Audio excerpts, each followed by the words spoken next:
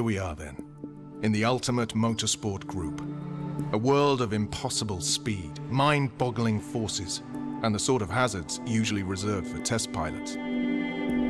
Back in the 60s and 70s, there was no guarantee that a driver starting a race would still be around when it finished.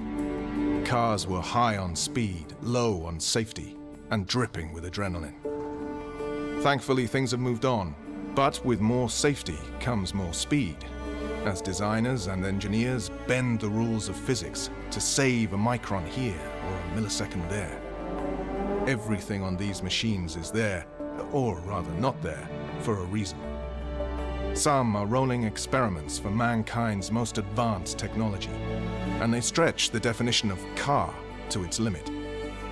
Together they represent billions of dollars of investment, and they compete in the world's most famous and valuable races, from the banked corners of Indianapolis to the Mulsanne Straits at Le Mans.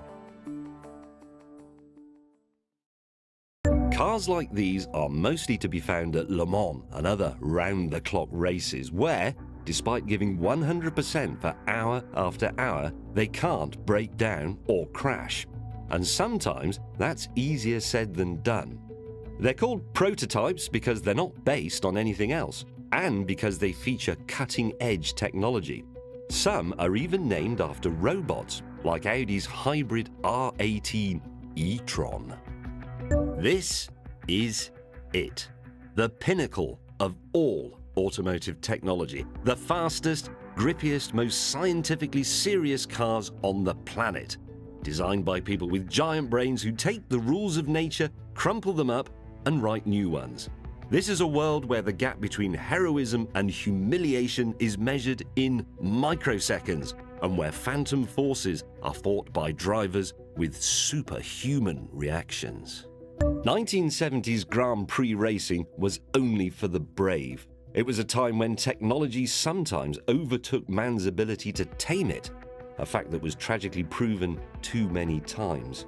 The 1976 Grand Prix season was dominated by the title fight between James Hunt and Niki Lauda, and the battle almost cost Lauda his life. It was the era when wings appeared at Grand Prix for the first time, when engines moved to the middle, and when Britannia ruled.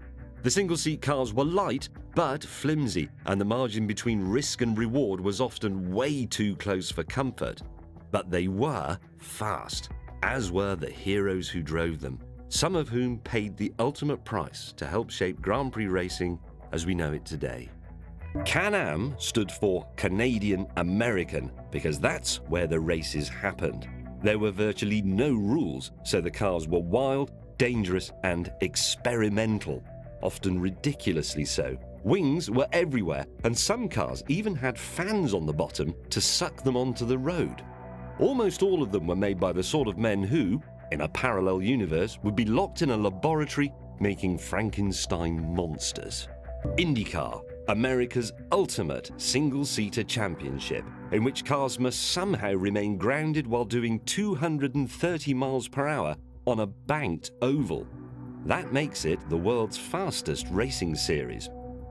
So aerodynamics is king, which is why these look unlike any other single-seaters in the world.